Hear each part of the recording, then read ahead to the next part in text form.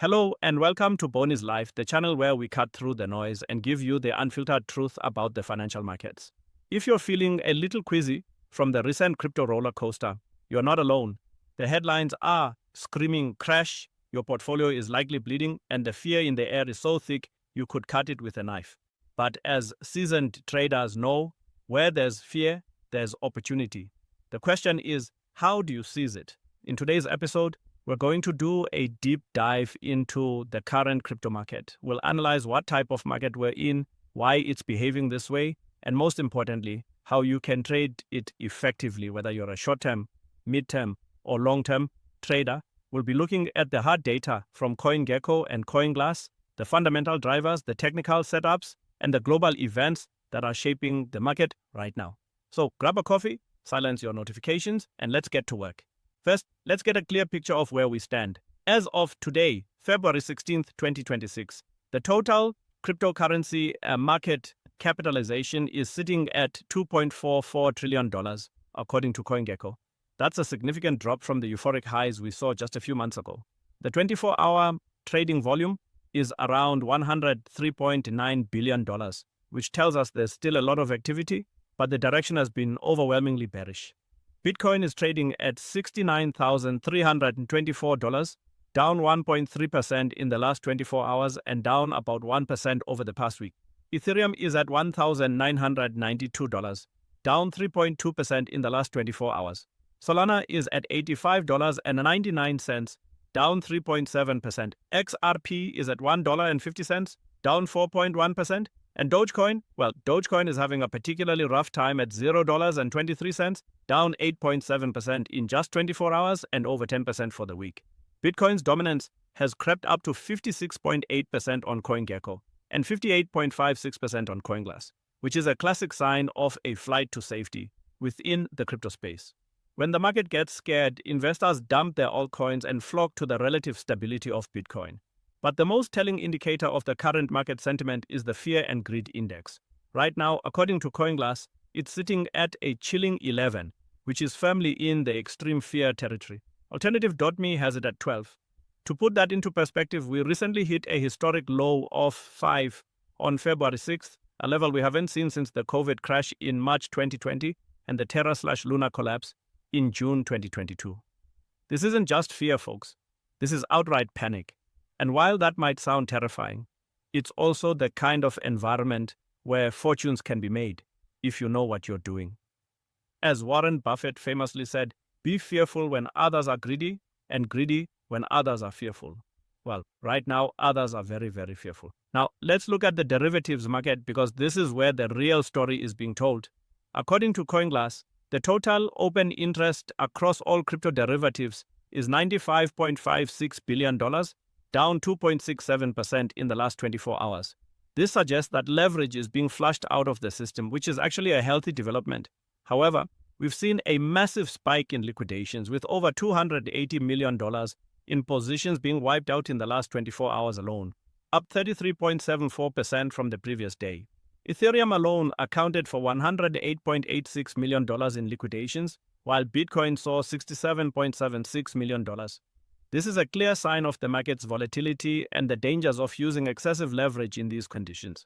The long/short ratio is almost evenly split at 49.45% longs to 50.55% shorts, indicating a slight bearish bias among traders. But here's where it gets interesting. If you look at the top trader data on Binance, the long/short ratio for positions is 1.28 and for accounts it's 2.22. On OKX, it's 1.93. This means that the smart money, the experienced traders, are actually positioning themselves more on the long side. They're betting on a bounce, even as the broader market sentiment is overwhelmingly bearish. This divergence is something you should pay very close attention to. Another crucial piece of the puzzle is the funding rates. For those of you who are not familiar, funding rates are periodic payments made between traders to keep the price of a perpetual contract in line with the underlying asset's spot price. Right now, we're seeing negative funding rates across major altcoins. Ethereum's funding rate is at negative 0.0005%. Solana is at negative 0.0084%, XRP is at negative 0.0133%, and Dogecoin is at negative 0.0053%. This means that short sellers are paying long holders, which is a strong indication of bearish sentiment in the derivatives market. The market is essentially paying you to be bearish on these assets. Bitcoin's funding rate is barely positive at 0.0009%, which is essentially neutral. Let's also look at the average RSI across the market, which CoinGlass reports at 51.29, classified as neutral. The Altcoin Season Index is at 43, also neutral. This tells us that while sentiment is extreme, the technical indicators on higher timeframes haven't reached the kind of oversold extremes that typically signal a major bottom. We may have more room to fall before we see a definitive reversal. Now, let me talk about the Bitcoin spot ETF flows, because this has been a major talking point. According to CoinGlass data, the ETF flows have been extremely volatile. On February 12th, we saw a massive outflow of 6,120 Bitcoin from spot ETFs. On February 11th, another 4,020 Bitcoin flowed out, but then on February 13th, we saw a modest inflow of 227 Bitcoin, suggesting that the bleeding may be slowing. Over the past 3 months, BlackRock's IBIT alone has seen approximately $2.8 billion in net outflows, according to CNBC. But here's the important nuance. Over the past year, IBIT has attracted nearly $21 billion in net inflows. The total spot Bitcoin ETF category has experienced roughly $5.8 billion in outflows over 3 months, but net inflows over the past year remain positive at $14.2 billion. As Matt Hogan, the CIO of Bitwise Asset Management, put it on CNBC's ETF Edge, it's not the ETF investors who are driving the sell-off. He argues that much of the pressure is coming from hedge funds and short-term traders who use the most liquid ETFs as tools and pull capital quickly when momentum turns negative. So, what does all this data tell us? It paints a very clear picture. We are in a bear market, or at the very least, a significant correction phase within a larger cycle. Bitcoin has dropped approximately 45% from its all-time high of $126,000 reached in October 2025 to its current level around $69,000. On February 5th alone, Bitcoin dropped more than 10% in a single day, its steepest decline since the FTX collapse in November 2022. The euphoria of 2025 is a distant memory, and we are now in a period of price discovery to the downside. The key takeaway here is that the strategies that worked in the bull market will not work now. You can't just buy anything and expect it to go up. You need to be more strategic, more patient, and more disciplined. Now let's explore the why. What are the fundamental drivers behind this market downturn? It's a complex cocktail of macroeconomic headwinds, shifting narratives, and internal market dynamics. Let me walk you through the most important ones. First, the macroeconomic environment. This week is particularly crucial as we have a number of high-impact events on the calendar. On Wednesday, February 18th, we get the FOMC meeting minutes from the January 27th to 28th meeting. Markets will analyze whether the tone leans hawkish, signaling prolonged restrictive policy, or dovish, suggesting potential rate cuts later in 2026. On Friday, February 20th, we get the US advanced GDP for Q4 and, most importantly, the core PCE inflation data, which is the Federal Reserve's preferred inflation gauge. A stronger than expected reading could weigh heavily on crypto by dampening rate cut expectations, while softer data may provide some relief. We also have several Fed speakers throughout the week, including Governor Miran on Monday, Vice Chair Bowman on Tuesday, and Governor Barr on Wednesday. Any deviation from market expectations could trigger short-term price reactions. On the global front, Japan's Q4 GDP data is being released today, and as Japan remains a significant liquidity center for global markets, this could influence risk appetite. We also have US durable goods orders on Wednesday, which serve as a proxy for manufacturing strength. And let's not forget the ongoing impact of US trade policy. The tariff situation continues to create uncertainty, with projections of $2 trillion in tariff revenue between 2026 and 2035. Trump is reportedly scaling back steel tariffs, but the broader trade war concerns continue to weigh on global markets. Then there's the narrative shift. The digital gold story is looking less and less convincing. Gold has reached all-time highs above $5,000 per ounce, while Bitcoin has plummeted nearly 50% from its peak. As Will Rind, the CEO of Granite Shares, bluntly put it on CNBC, This is not supposed to happen. When Bitcoin is going down nearly 50%, gold's not supposed to go to all-time highs. This divergence has shaken the confidence of many investors who bought into the digital gold narrative. We also need to talk about the 4-year halving cycle, which has been a reliable guide for crypto investors for over a decade. The post-halving rally that was expected after the April 2024 event never materialized in the way previous cycles suggested. According to a detailed report from the CME Group, Bitcoin's user network appears to have stopped growing since late 2017, and the diminishing returns from each halving cycle suggest that the supply reduction narrative may be losing its power. Galaxy CEO Mike Novogratz went so far as to say at CNBC's Digital Finance Forum that the crypto market's era of speculation may be ending and returns going forward will be more like a long-term investment holding. Additionally, we have crypto-specific supply events this week. Arbitrum has a 1.82% circulating supply unlock scheduled for today, February 16th. Starknet already unlocked 4.61% of its supply on February 15th, which could extend sell pressure into early week trading. And Aptos has approximately $12.1 million worth of tokens entering circulation. Token unlocks during fragile market conditions can introduce significant short-term sell pressure. Now, let's get to the part you've all been waiting for: how to actually trade this market. I'm going to break this down for 3 types of traders, because the approach needs to be fundamentally different depending on your time horizon and risk tolerance. For the long-term investor, this is not the time to panic sell. In fact, this might be one of the best accumulation opportunities you'll see in this cycle. Your primary strategy should be dollar cost averaging. This means investing a fixed amount of money at regular intervals, regardless of the price. This strategy allows you to accumulate more coins when the price is low and fewer when the price is high, averaging out your entry price over time. Looking at the weekly chart for Bitcoin, the 200-week moving average has historically been a key level of support during bear markets.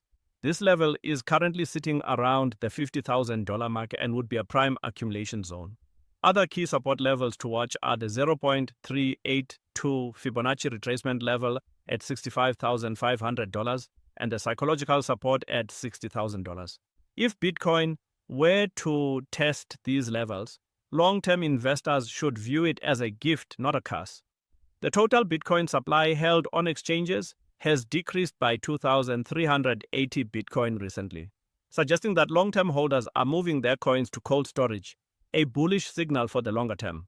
For your long-term portfolio, focus on Bitcoin and Ethereum as your core holdings. These are the blue chips of crypto, and they have the highest probability of surviving and thriving in the next bull cycle. If you want some altcoin exposure, limit it to no more than 20% of your portfolio and stick to projects with proven fundamentals, strong developer activity, and clear revenue models. Remember, long-term investing is a marathon, not a sprint. Don't get shaken out by short-term volatility. For the mid-term swing trader with a time horizon of a few weeks to a few months, this market offers excellent opportunities if you trade the range. This is not a trending market right now. It's a range-bound, choppy market, and you should trade it as such. Your primary tool will be the daily chart. The key levels for Bitcoin are clear.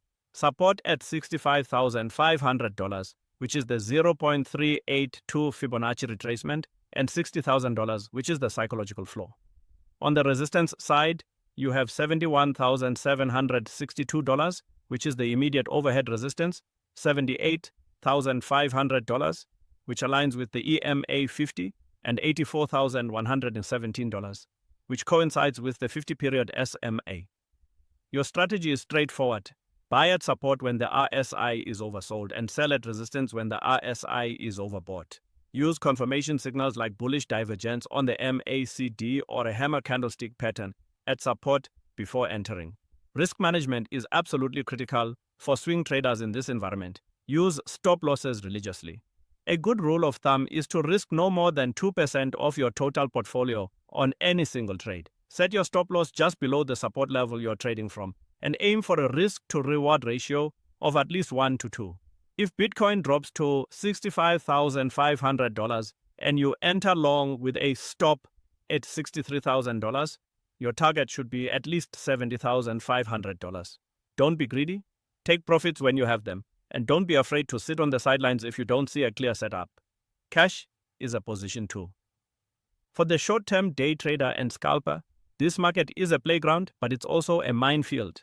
The high volatility means there are plenty of opportunities to make quick profits, but it also means the risks are magnified. You need to be nimble, disciplined, and have a deep understanding of market microstructure. Your focus will be on the lower time frames, the 1 hour, 15-minute, and even 5-minute charts. Your best tools will be the order book, the liquidation heat maps on CoinGlass, and the funding rates. Here's a specific setup to watch for. If you see a large cluster of liquidations on the heat map just above the current price, say at $71,000, that's a potential target for a short-term pump. Market makers and whales love to hunt liquidation clusters because the forced buying or selling creates momentum they can profit from. You could enter a long position with a tight stop loss below the current support and take profit as the price moves towards that liquidity pool. Another setup, watch the funding rates closely. If funding rates spike significantly negative, as they are now on several altcoins, it means shorts are crowded and a short squeeze becomes increasingly likely. This could be a good opportunity to enter a counter-trend long position on the 1 hour chart, targeting a quick 2 to 3% move. Conversely, if funding rates spike positive after a relief rally, it signals that longs are getting over-leveraged and a correction is likely. For short-term traders, I also want to highlight the importance of watching the Bitcoin spot ETF flow data. On days when we see significant ETF inflows, like the 5,900 BTC inflow on February 6th, Bitcoin tends to rally. On days with massive outflows like the 7,200 BTC outflow on February 4th, we tend to see sharp sell-offs. This data is released daily and can give you an edge in timing your entries and exits. Now, a critical word on altcoins in this environment. In a bear market, altcoins tend to suffer far more than Bitcoin. As we've seen, Bitcoin's dominance is rising to 58.56%, which means money is flowing out of altcoins and into Bitcoin. According to the CME Group's analysis, the correlation between altcoins and Bitcoin ranges from 0.7 to 0.82. This means that when Bitcoin catches a cold, the entire crypto market gets pneumonia. Cardano is down over 70% since January 2025. Dogecoin is down over 10% in just the past week. Solana has dropped from its highs to just $86. Even meme coins like PP are down 24% in 7 days. If you are going to trade altcoins, be extremely selective. Look for projects with strong fundamentals, a dedicated community, and a clear use case. And be even more diligent with your risk management. Altcoins are much more volatile than Bitcoin, and many of them will not survive the bear market. The Altcoin Season Index at 43 tells us we are not in altcoin season. And until Bitcoin stabilizes and starts trending upward, altcoins will continue to underperform. Let me also address something that many analysts are not talking about. The Bitcoin exchange balance has decreased by 2,380 Bitcoin to 2.48 million Bitcoin. This is significant because it suggests that despite the price decline, large holders are moving their Bitcoin off exchanges and into cold storage. This is typically a bullish signal for the medium to long term, as it reduces the available supply on exchanges and indicates that smart money is accumulating, not selling. Additionally, the options open interest has surged by 132.26% to $43.61 billion, suggesting that institutional players are actively hedging their positions and preparing for significant moves in either direction. Before I wrap up, let me give you the 3 scenarios I'm watching for Bitcoin over the coming weeks. Scenario 1, the bullish case.